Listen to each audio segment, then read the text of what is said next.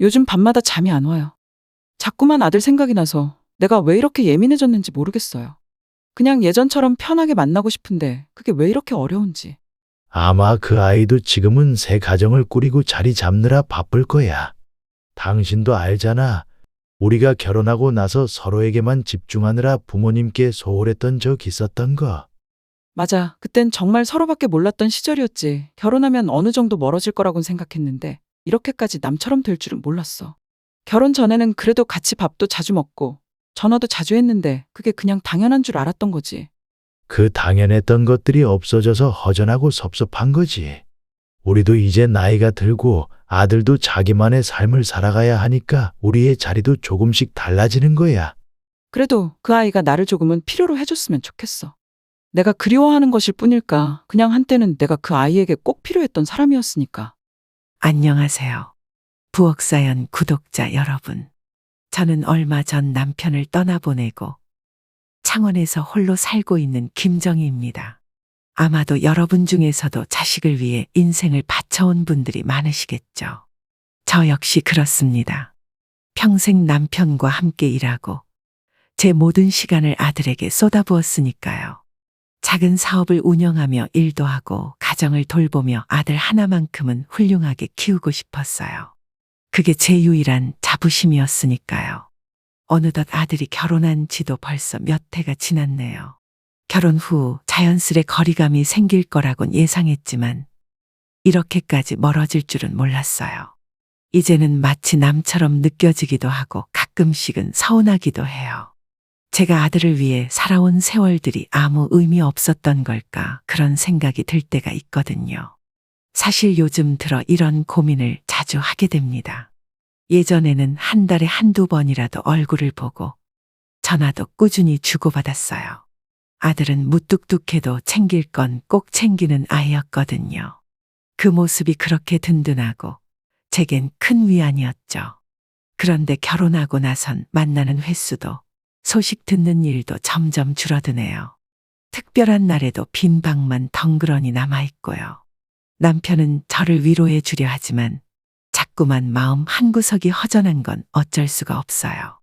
혹시 이게 우리가 그토록 헌신한 결과인가 싶기도 하고요.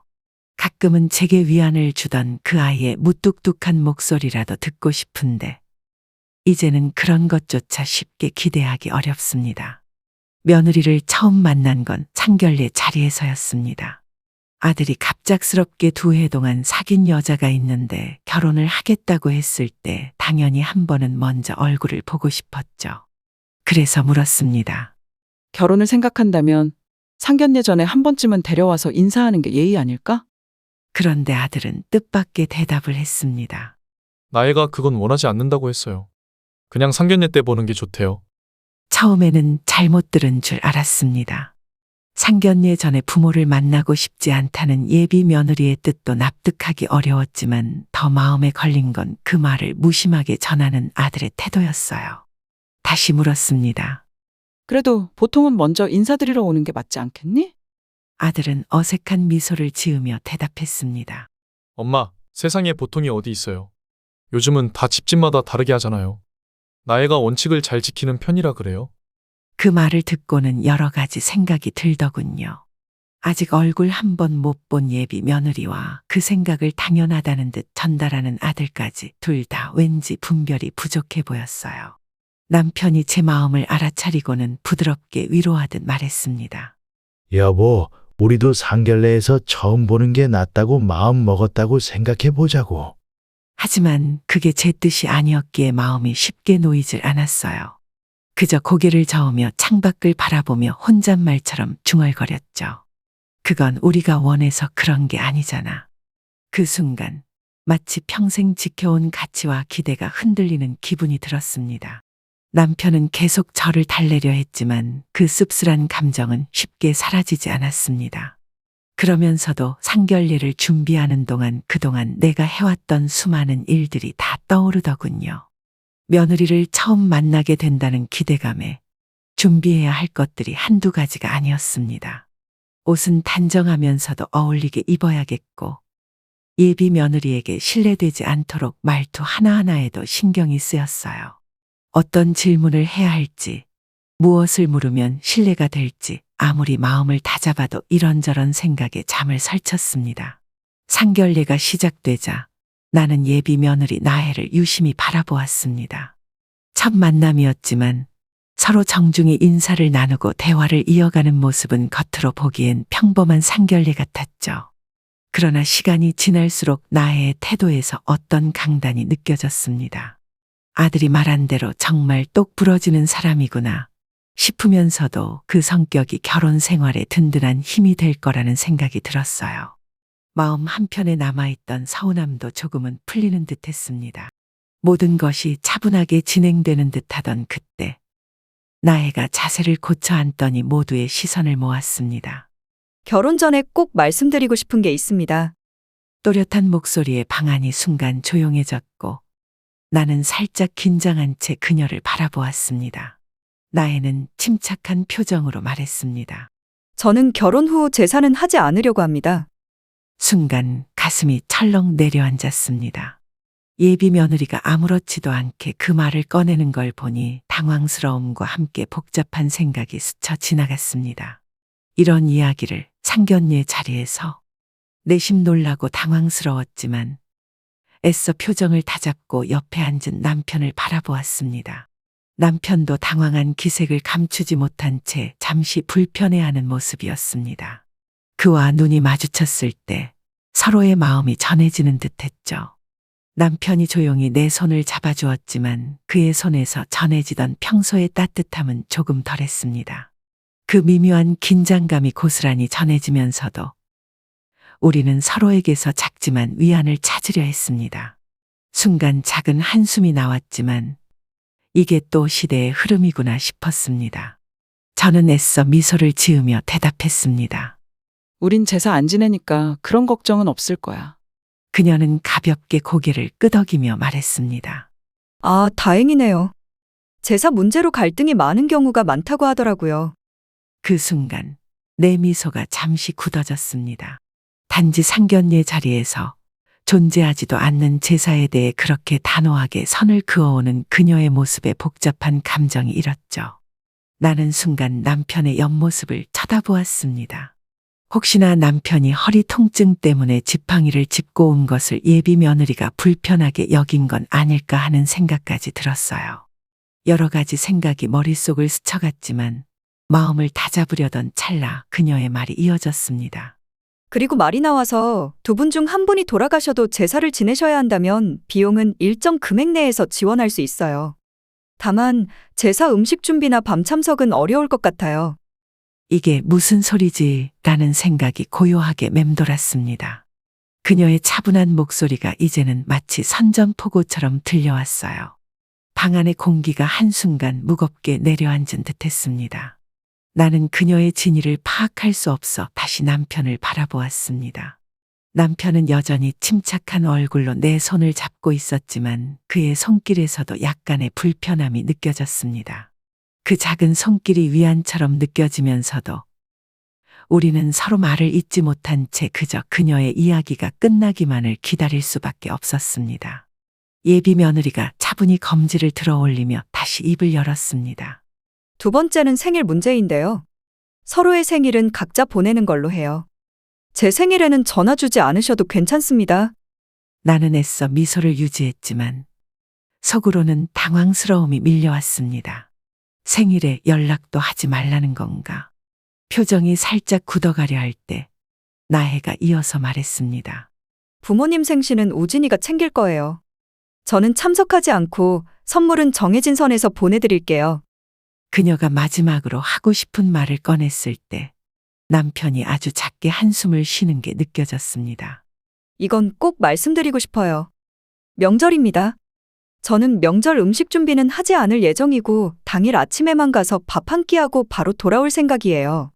그 말을 듣자 남편의 눈썹이 미세하게 꿈틀거렸고 나도 미간이 살짝 모아지는 걸 느꼈습니다.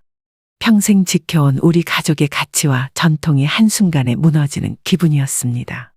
나는 아무 말 없이 고개만 끄덕였지만 마음 한구석은 얼어붙은 듯 했습니다. 이게 요즘의 결혼이란 걸까라는 생각이 머리를 맴돌며 혼란스러웠죠. 그녀의 담담한 목소리가 이제는 낯설고 멀게 느껴졌습니다. 나는 말없이 예비 며느리를 바라보았습니다. 이게 도대체 뭐지? 라는 생각이 머릿속을 스쳤습니다. 상견례라는 중요한 자리에서 마치 선언하듯 본인의 기준을 조목조목 말하는 그녀의 태도가 쉽게 납득되지 않았습니다. 나애는 여전히 차분한 목소리로 말을 이어갔습니다. 그리고 추가로 말씀드리자면 효도는 셀프라고 하잖아요. 그러니 연락은 주로 우진이를 통해 해주시면 좋겠어요. 제가 따로 전화드릴 일은 없을 테니 그건 이해해 주시면 감사하겠습니다. 또 시댁에 가는 것도 제가 원할 때 갈 생각이라 그 부분도 강요는 하지 않으셨으면 해요. 나는 그저 멍한 표정으로 그 말을 들을 수밖에 없었습니다. 당황스러움과 혼란스러움이 밀려왔죠. 그런데 더욱 놀라운 건 예비 사돈의 반응이었습니다. 맞는 말이죠. 저도 시댁에 잘 가지 않았어요. 이런 건 부모들이 중간에서 조율해줘야 갈등이 없더라고요. 요즘 젊은 사람들 참 야무지네요. 예비 사돈이 고개를 끄덕이며 나의 말을 당연하다는 듯 지지하는 모습에 나는 잠시 말을 잃었습니다. 아니, 이게라는 생각이 또다시 머리를 스치며 평생 지켜왔던 예의와 전통이 갑자기 멀어진 듯한 기분이 들었습니다. 상견례가 끝나갈 무렵 아들의 대답이 내 마음을 더욱 무겁게 만들었습니다. 아들은 예비 며느리의 요구를 듣고도 그저 네, 잘하겠습니다 라고 담담히 대답할 뿐이었죠. 그 순간 내가 예비 사돈이나 며느리에게 무언가 불편한 인상을 주었나 하는 생각이 스치기도 했습니다. 하지만 곧 마음을 가다듬으며 속으로 되뇌었습니다. 우리 아들이 이런 말을 했다면 나는 당장이라도 뜯어말렸을 거야. 예비 사돈의 말들을 들으면서 며느리의 태도가 어디에서 비롯된 것인지도 조금은 알 것 같았습니다. 물론 나 역시 전화하지 않거나 생일을 챙기지 않는다고 서운해할 일은 없었습니다. 며느리에게 효도를 기대한 적도 없으니까요. 다만 요청한 적 없는 사항들에 대해 미리 선을 그어가며 말하는 태도는 어딘가 불편하게 느껴졌습니다. 만약 내가 며느리에게 이렇게 이야기했다면 아마도 큰 소란이 일었겠지. 상대가 나를 이해하려 하기보다는 본인 기준에 맞춰 선을 긋는 모습에 심기가 불편해졌습니다. 그때 한 가지 생각이 떠올랐습니다. 그렇다면 결혼을 위해 우리가 준비한 집도 받지 않는 게 맞지 않나? 남편과 나는 아들의 신혼집으로 준비해 둔 집을 20분 거리에 마련해 놓은 상태였습니다. 세입자도 미리 나갔고 이제 아들이 신혼생활을 시작하길 바라며 비워둔 집이었죠. 아들도 그 사실을 알고 있었고 집을 받는 걸 당연한 일로 여기는 듯했습니다. 그 당연함이 무엇을 의미하는지 곱씹으면서 마음 한구석에 묘한 허탈감이 밀려왔습니다. 돌아오는 길, 나는 창밖을 바라보며 아무 말 없이 생각에 잠겼습니다. 남편과 아들은 평소처럼 담담한 모습이었지만 내 머릿속은 끝없이 복잡한 생각들로 가득 찼습니다. 차에 타자마자 조용히 물었습니다. 우진이 너 알고 있었니? 아들은 어색하게 웃으며 대답했습니다. 아, 그거요? 오늘 그런 얘기 할 줄은 몰랐는데 사귀면서 가끔 나누던 얘기였거든요. 숨을 깊게 내쉬었습니다. 너무 정없지 않니? 가족이 되려면 서로 맞춰가면서 이해하고 조율해야 하는 거잖아. 그런데 그렇게 미리 선을 그어버리는 게 조금 무례하다고 생각하지 않니? 아들은 잠시 침묵하더니 차분하게 대답했습니다. 엄마, 요즘엔 이런 게 오히려 서로 편한 거예요. 차라리 미리 말해두고 갈등을 줄이는 게 낫다고요. 엄마가 이해 못 해주실 줄은 몰랐네요. 그 말을 들으니 내가 정말 시대에 뒤처진 사람인가 하는 생각이 들었습니다. 마음 한구석이 서서히 무너져 내리는 걸 느끼며 담담히 한마디를 남겼습니다. 그래. 그러면 너도 처가에 똑같이 해라. 딸 같은 며느리나 친정엄마 같은 시어머니라는 이상이 현실에서는 너무 먼 이야기로 느껴졌습니다. 세상이 변했음을 인정하지 않을 수 없었죠. 예비 며느리가 요구한 것이 무리한 것만은 아니라고 나도 이해하려 애썼습니다. 다만 가족이 되어 간다는 의미가 뭔가 다른 모습으로 변해버린 듯한 씁쓸함이 가시질 않았습니다. 그저 서로 조금씩 맞춰가며 다가설 수는 없었던 걸까요? 이렇게 차가운 선 하나만 남는 듯한 이 기분은 쉽게 가라앉지 않았습니다.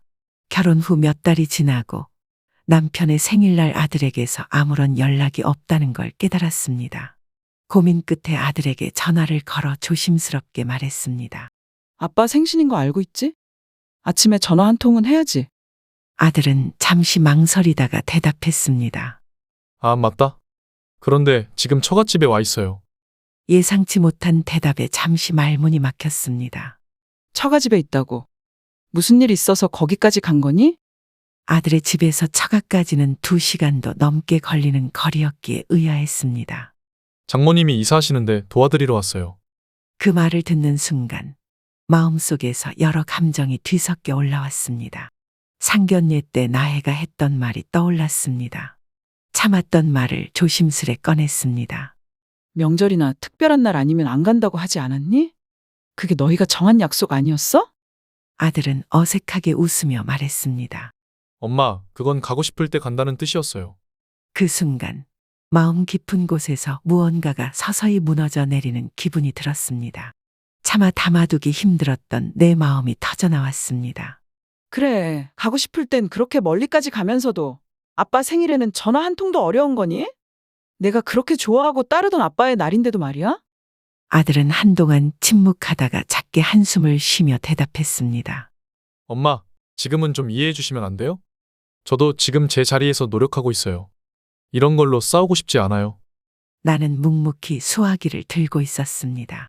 그의 말이 계속 이어졌지만 마음속에 쓸쓸함이 밀려와 더 이상 무슨 말을 해야 할지 모르겠더군요. 그래, 내가 잘 판단해서 해라. 너도 내 자리에서 열심히 사는 거겠지. 전화기를 내려놓으며 나도 모르게 깊은 한숨이 나왔습니다. 몇 주 뒤에 며느리의 생일이 다가왔습니다.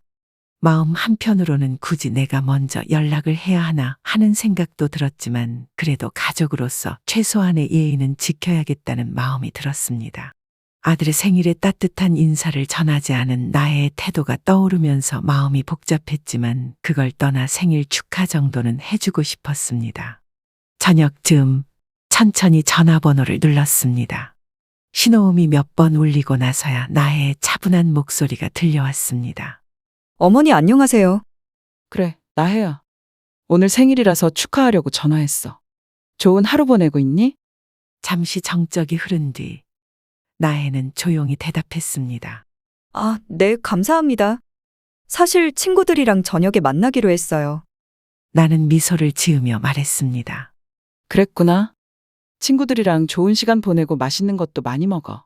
그 순간 나의 말투가 약간 달라지며 대답이 이어졌습니다. 어머니, 따로 전화 주시지 않으셔도 괜찮아요. 저는 생일은 조용히 보내는 걸 좋아해서요. 그 말을 듣는 순간 지난 상견례 자리에서 나혜가 했던 말들이 다시 떠올랐습니다. 마음이 잠시 쓰라렸지만 차분하게 목소리를 가다듬었습니다. 그래도 축하받는 날이니 나도 한마디 해주고 싶었어. 생일엔 축하를 받는 것도 큰 기쁨이니까. 전화를 끊고 나니 마음속에서 화가 서서히 올라왔습니다.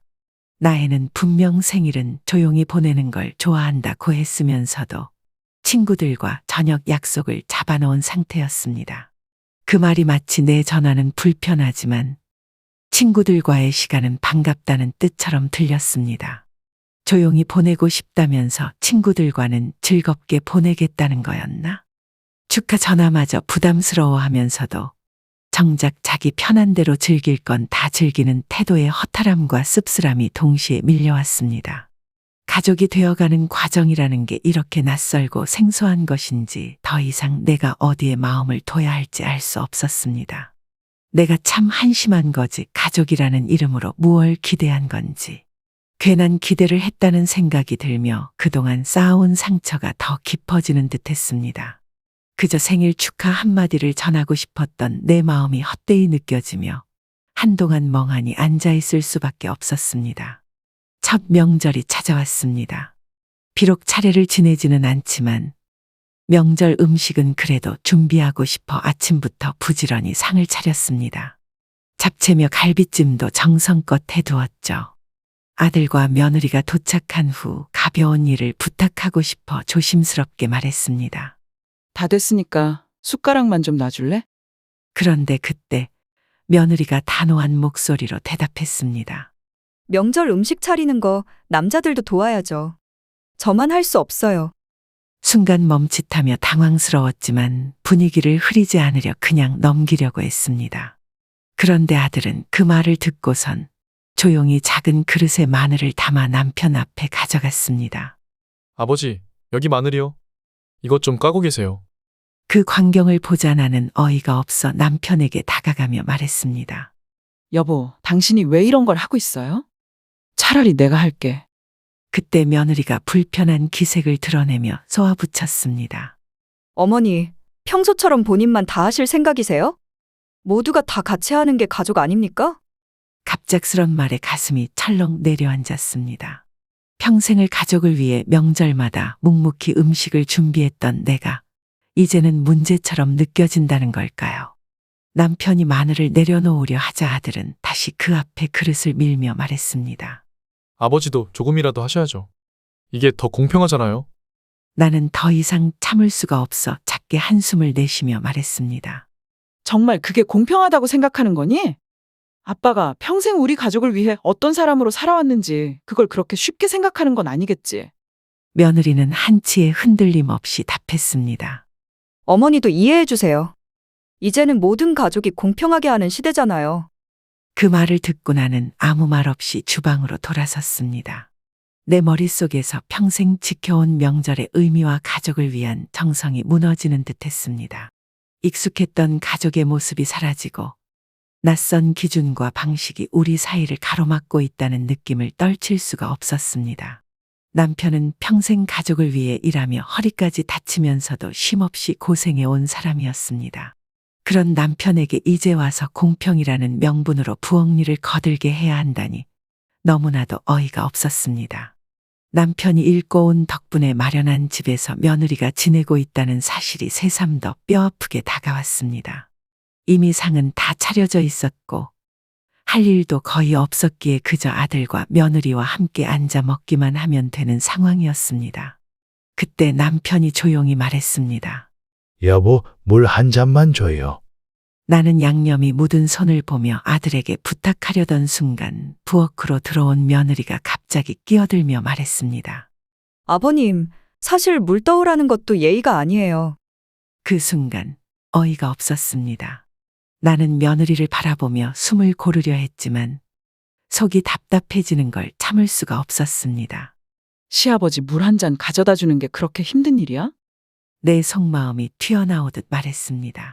그러자 며느리는 단호하게 대꾸했습니다. 어머니, 요즘은 시대가 달라졌어요. 이런 것도 모두가 평등해야 하잖아요. 식당에도 적혀 있잖아요. 물은 셀프라고요. 그 말을 듣는 순간 가슴속이 화끈하게 달아오르며 상처와 분노가 치밀어 올랐습니다. 내가 그렇게 공평과 예의를 말하는데 내가 앉아있는 이 집이 내 아버지가 마련해준 집이라는 건 생각해 본 적 있니? 그게 지금 내가 그렇게 강조하는 공평이니? 하지만 며느리는 뒤로 물러서지 않았습니다. 차분하게 그러나 한치의 양보도 없이 말했습니다. 저희 부부가 이제 함께 사는 집이고 저희가 잘 관리하며 살아갈 거니까 그건 상관없어요. 공평은 그와는 별개죠. 순간 남편이 다시 힘겹게 허리를 펴며 조용히 이야기했습니다. 여보, 그냥 조용히 좀 먹을까? 새아가 너도 그만하거라. 물은 내가 가져오마. 그러나 그 말조차도 묘하게 마음을 찢어놓았습니다. 평생을 고생하며 살았고 이제라도 편하게 지내야 할 남편이 이런 상황에까지 신경을 써야 한다는 게 서글펐습니다. 명절이란 서로 정을 나누는 날이 아니라 이제는 마치 선을 긋고 맞서 싸워야 하는 날처럼 느껴졌습니다. 눈앞이 아득해지면서 이 가족이 여전히 하나일 수 있을지 의문이 들었습니다. 아들은 어색한 분위기에 잠시 밖에 나가서 이야기를 나누자고 했습니다. 밖에 나서자 아들이 낮은 목소리로 말했습니다. 엄마, 왜 이렇게 예민하게 구세요? 나애가 잘못한 거 아니잖아요. 이제는 서로가 존중하며 살아야 하는 시대라고요. 그 말을 듣고 순간 어이가 없어서 잠시 말문이 막혔습니다. 나는 억지로 침착하게 대답했습니다. 이건 단순한 일이 아니야. 내 아버지가 평생을 고생해서 지금 너희가 사는 집도 마련해 주신 거고, 이번 명절도 그런 아버지 생각해서 나 혼자라도 상을 준비한 거야. 물 한 잔 정도 가져다 주는 게 그렇게 어려운 일이라고 생각하니? 그러나 아들은 여전히 이해할 수 없다는 듯 대꾸했습니다. 엄마, 나이는 시집살이 없이 자유롭게 살고 싶은 거예요. 단순히 물 한 잔 문제가 아니에요. 차라리 엄마가 이 부분을 좀 이해해 주셨으면 좋겠어요. 그 말을 듣자 깊은 곳에서 분노가 치밀어 올랐습니다. 그래, 나도 너희들이 자유롭게 살길 바랬어. 그래도 가족이라는 서로 돕고 희생을 해야 할 때도 있는 거야. 이럴 거면 왜 결혼을 했니? 나도 이제는 포기해야겠어. 다음부터는 명절에 오지 말아라. 서로 편하자고. 순간 마음이 찢어지는 것 같았습니다. 평생을 가족을 위해 헌신하며 지켜온 명절이 이제는 감정 소모만 남는 자리가 되어버린 걸 느꼈습니다. 그저 한마디 위로나 이해를 기대했던 내 마음이 산산이 부서진 것 같았습니다. 그 다음 명절부터 아들 부부는 오지 않았습니다. 몸은 분명 편했습니다. 분주히 음식을 준비할 필요도, 서운함을 억누르며 애써 웃음을 지을 필요도 없었죠. 그러나 그 편안함 속에서 마음 한구석이 텅 비어 있는 듯한 묘한 공허함이 자리 잡았습니다. 집안에 울리던 말소리와 웃음이 사라지고 차려진 음식 앞에서 남편과 둘이 조용히 앉아 있자니 가슴 한편이 시리도록 허전했습니다. 혼자 조용히 속삭이듯 중얼거렸습니다. 이게 가족이란 걸까? 한때는 모든 순간을 함께 나누며 가까웠던 사이가 이제는 마치 남처럼 멀어져 버린 현실을 받아들이기가 쉽지 않았습니다. 하지만 그 빈자리를 곱씹으며 문득 생각했습니다. 세상이 변하면서 생겨난 이 간극 속에서 나 역시 변화를 받아들일 수 있는 방법을 찾아야 한다는 걸 느끼게 되었습니다. 시간이 흘러 손주가 생겼습니다. 아들은 어느 날 문득 전화를 걸어와 담담하게 말했습니다. 엄마, 가까이 사니까 애들 좀 봐주실 수 있죠? 나혜랑 저도 서로 바쁘니까 엄마가 계셔서 다행이에요. 그 말을 듣는 순간 가슴 한편이 서늘해지며 복잡한 감정이 올라왔습니다. 한때는 연락도 하지 않고 멀리 있더니 이제 손주를 봐달라니 기대한 가까움과는 다른 변화가 찾아온 셈이었습니다. 나는 그저 건조하게 대답했습니다. 그래, 알았다. 몇 시에 올 거니? 그 말 속에 서운함이 묻어 있었지만 아들은 그조차도 듣지 못한 듯 했습니다. 얼마 후 아들이 아이들을 데려오자 내 얼굴에는 여전히 쓴웃음이 남아 있었죠. 그러나 곧작고 예쁜 손주가 내 품에 안기는 순간 마음속에서 예상치 못한 따스함이 스며들었습니다. 아이의 작은 손과 웃음소리가 마치 오래전에 잃어버린 가족의 온기를 다시 느끼게 하는 것 같았습니다. 아이의 눈망울이 나를 향해 반짝이며 웃음을 터뜨릴 때마다 가슴 속 깊이 따스함이 스며들었습니다. 손주의 작은 손이 내 손을 꼭 잡고 마치 나에게 기대어 온 듯한 그 순간이 얼마나 소중한지 잊고 있던 가족의 온기가 다시금 느껴지는 듯했습니다. 이 작은 아이에게서 나는 오래전 잃어버린 시간들을 떠올리며 묘한 위로를 받는 기분이 들었죠. 아들이 잠시 손주들을 맡기고 떠난 뒤 나는 아이의 손을 놓지 않고 혼잣말처럼 속삭였습니다. 너를 보는 건 참 좋지만 이게 내가 꿈꾸던 가족의 모습은 아니란다. 서운함과 따스함이 한데 뒤엉켜 가슴 한편에 뭉쳐 있었습니다. 기대했던 가까움과는 너무나도 달랐지만 그저 손주의 얼굴을 바라보며 다시금 가족의 정을 느끼는 것만으로도 묘하게 위안이 되었습니다. 아이를 돌보는 일이 결코 쉽지는 않았지만 그래도 내 자식의 아이니까 견딜만 했습니다. 손주의 맑은 웃음과 예쁜 얼굴이 힘들 때마다 위로가 되어 주었으니까요. 하지만 시간이 갈수록 아들과 며느리에 대한 서운한 감정이 쌓이면서 마음 한구석에서는 그 감정이 손주에게까지 옮겨갈까 걱정이 되기 시작했습니다. 아무 잘못 없는 아이에게까지 서운함이 번져나갈까 두려웠습니다. 그렇게 나는 애꿎은 감정 속에서 혼자만의 소모전을 계속하고 있었죠. 그러던 어느 날 남편이 건강 문제로 병원에 입원하게 되었습니다. 몇 년 전부터 알아온 허리 통증이 다시 악화된 것이었습니다.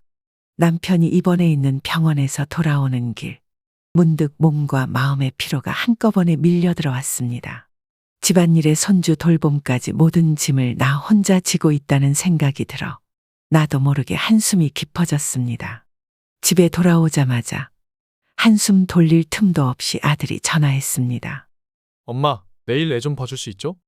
저희 둘 다 일이 늦어질 것 같아서요. 순간 울컥하는 감정을 참으며 대답했습니다. 아빠가 병원에 입원해 있는 거 모르니? 지금 나도 너무 힘들어. 이번엔 너희 친정에 맡겨봐. 그러나 아들은 여전히 당연하다는 듯 말했습니다. 엄마, 친정은 너무 멀어서 장모님이 오시기 힘들어하세요. 그래서 엄마가 계셔서 다행이라고 생각했는데. 그 말을 듣는 순간 속에서 울컥하는 감정을 참을 수가 없었습니다. 나는 곧바로 반문했습니다. 왜 그런 건 공평하지 않다고 생각하니? 너희는 공평을 중요시한다며 내가 힘들 땐 당연한 듯 나한테만 모든 걸 맡기는 게 맞는 거니? 순간 아들은 잠시 말을 잇지 못했습니다. 잠시 뒤 전화기 너머로 며느리의 목소리가 들려왔습니다. 그녀의 목소리는 차분하면서도 날카로웠습니다. 어머니, 해주신 것도 없으면서 아이들 봐주시는 것까지 생색을 내시는 건가요? 그 말을 듣는 순간 마음속에서 억눌러왔던 감정이 폭발하듯 치밀어 올랐습니다. 생색이라니? 너희가 결혼할 때 집을 마련해주고 힘들다 할 때마다 도와주며 살았는데 그게 생색이라니? 내가 손주들 봐주는 게 그렇게 당연한 일이라고 생각하는 거야?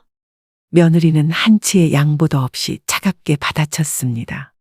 어머니, 그건 어머니가 원하셔서 해주신 거 아닌가요? 우리도 우리대로 열심히 살고 있어요. 지금 와서 이런 일로 일일이 따지시면 저희도 곤란해요. 그 순간 전화기를 쥐고 있는 손이 떨렸습니다. 내가 느끼는 피로와 서운함을 조금이라도 이해해 주기를 바랐던 기대가 산산이 부서지는 것 같았습니다. 그래, 그럼 내 말대로 해보자. 나도 이제는 내 일만 챙길 테니 너희도 알아서 해라. 앞으로는 나한테 당연하다고 생각하지 마라. 말을 내뱉고 전화를 끊고 나니 방 안에는 정적만이 남았습니다.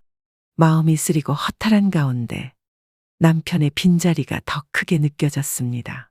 그날 저녁 마음이 복잡한 채 병원에 있는 남편을 찾아갔습니다.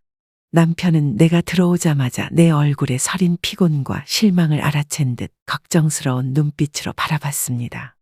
나는 한참을 망설이다가 그동안 있었던 일과 조금 전 아들과 며느리와 나눈 통화 내용을 모두 털어놓았습니다. 남편은 조용히 고개를 끄덕이며 내 말을 끝까지 들었습니다. 한참 동안 말을 잇지 않던 남편이 마침내 천천히 입을 열었습니다. 여보, 이제 우리도 자식들로부터 좀 거리를 둘 때가 된 것 같아.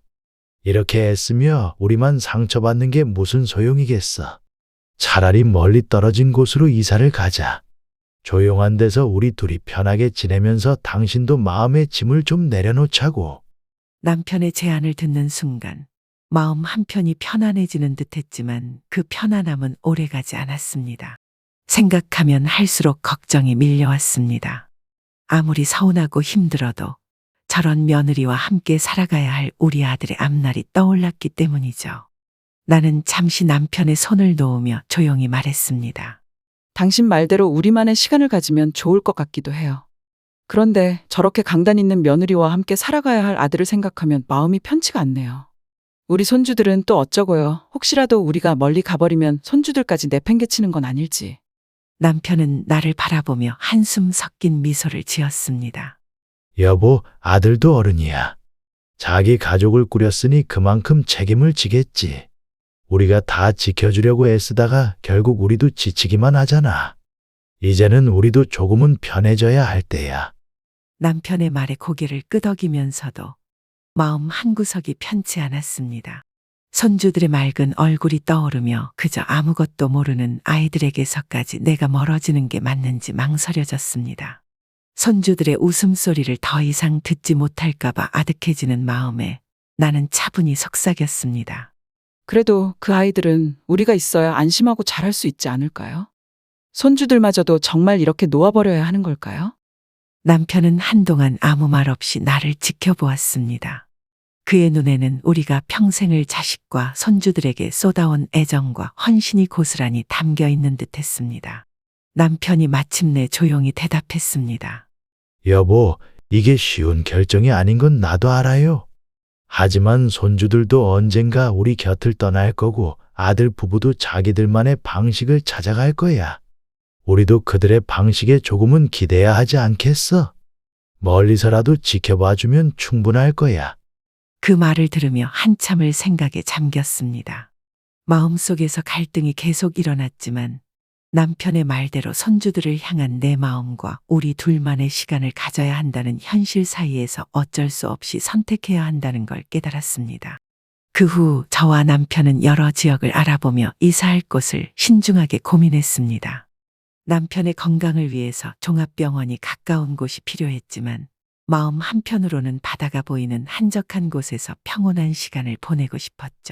아들의 기대를 저버리는 선택일 수 있다는 생각도 있었지만 그동안 늘 자식들에게 맞춰 살았던 세월을 떠올리면 이제는 조금은 자신들의 필요와 안락함을 우선으로 생각하고 싶었습니다. 서울 근교부터 시작해 다양한 지역을 살펴봤지만 그 어느 곳도 마음에 들어오지 않았습니다. 도시가 너무 복잡하거나 병원이 너무 멀거나 또는 너무 외진 곳이거나 남편은 대충 어디든 괜찮으니 더 이상 고생하지 말자고 했지만 나는 한사코 조금이라도 더 좋은 곳을 찾아야 한다며 마음을 다잡았습니다. 남편은 겉으로는 괜찮다고 했지만 지병으로 인해 자주 병원을 다녀야 하는 그가 조금이라도 더 편안하게 지낼 수 있는 곳을 찾고 싶었으니까요. 그러다 창원의 한 지역을 알게 되었습니다. 바다가 보이는 곳에 자리한 조용한 동네였고 차로 몇 분 거리에는 종합병원도 있어 남편의 건강을 챙기기에 더없이 좋은 위치였습니다. 이사 비용과 생활비에 대한 고민이 많았지만 평생 가족을 위해 희생해온 남편이 이제는 불편 없이 지낼 수 있는 장소라면 나도 마음 놓고 편안히 그와 함께할 수 있겠다는 생각이 들었습니다. 결심을 굳히고 아들에게 이사를 결정했다고 알리자 아들은 곧바로 전화를 걸어왔습니다. 그의 목소리에는 의아함과 약간의 서운함이 묻어 있었습니다. 엄마, 갑자기 왜 이사를 가세요? 멀리 가시면 저희도 자주 못 찾아뵐 텐데요. 아들의 말에 가슴 한편이 저릿했지만 나는 내심의 서운함을 억누르며 차분히 대답했습니다. 너희 아빠가 점점 더 몸이 불편하잖니. 병원 가까운 데서 지내고 싶어 하기도 하고 우리도 이제 조용히 쉴 때가 됐다고 생각해서야. 공기도 맑고 조용한 곳이니까 우리가 그동안 살아온 데보다 훨씬 편할 거야. 아들은 잠시 망설이다가 다시 말했습니다. 그래도 아이들이 아직 어린데 엄마 아빠가 멀리 계시면 어떡해요? 아빠 병원 가시는 일이라면 우리도 가까운 데서 모시고 도울 수 있어요.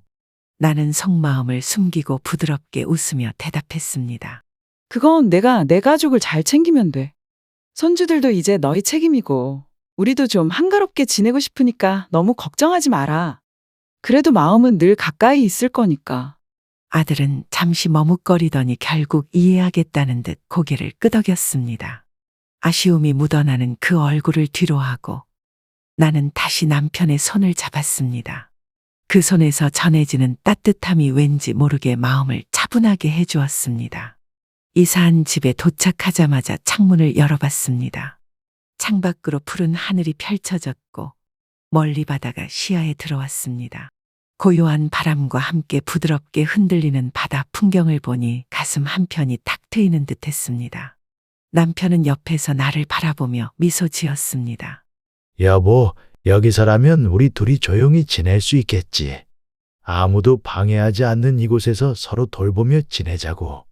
창원으로 이사 온 후 남편과 함께 조용하고 평온한 날들이 펼쳐질 줄 알았습니다. 하지만 그 평온함은 오래가지 않았습니다. 남편은 이곳에서 지낸 지 얼마 되지 않아 심근경색으로 갑작스레 쓰러졌고 결국 3개월 뒤 세상을 떠나고 말았습니다. 남편은 이 일을 어쩌면 예감하고 있었는지도 모릅니다. 집을 마련할 때도 내게 명의를 넘기겠다고 말했었고 자주 은행과 증권사를 오가며 경제적으로 힘들지 않도록 재산을 현금화해 용도에 맞게 여러 통장에 나누어 두었습니다. 그때는 그저 철저한 사람이라며 웃어넘겼지만 이제 와서야 남편이 나를 얼마나 생각해 주었는지 절절하게 느껴졌습니다. 남편이 마지막까지 지켜주고 싶어 했던 것은 바로 나였다는 걸요. 남편의 마지막 날 그리고 장례식 내내 아들과 며느리가 곁에 있었지만 이상하게도 그들과 함께 있어도 가족이라는 느낌이 들지 않았습니다. 각자의 마음은 어딘가 멀리 떨어져 있는 듯 차가운 거리가 느껴졌습니다. 그들과 함께한 공간은 차갑고 무거웠고 남편이 남긴 빈자리가 더 선명하게 다가왔습니다. 남편을 떠나보낸 지 얼마 되지 않은 가을 저녁, 바람이 부쩍 차가워졌습니다. 창밖으로 떨어지는 낙엽을 바라보며 혼자 앉아 있자니 그 차가운 바람이 내 마음까지 스며드는 것 같았습니다. 남편의 따스한 손길도, 나를 보며 지어주던 잔잔한 미소도 이제는 그 어디에서도 느낄 수 없다는 현실이 나를 덮쳐왔습니다. 눈물이 흐르듯 고요히 마음속에서 그리움이 솟아났습니다. 바람이 스산하게 불어오는 이 가을 저녁, 혼자 남은 나는 남편의 빈자리를 가슴속에 담고 다시 한번 중얼거렸습니다. 여보, 나 이제 어떻게 살아가면 좋을까? 사랑하던 사람을 보내고 홀로 남아버린 이 가을, 그 깊은 외로움과 쓸쓸함이 내 마음을 메우고 있었습니다. 가족이란 이름 아래 가까이 두었던 그 모든 것들이 너무 멀게 느껴지는 오늘 밤, 나는 차가운 바람을 맞으며 눈물을 떨구었습니다.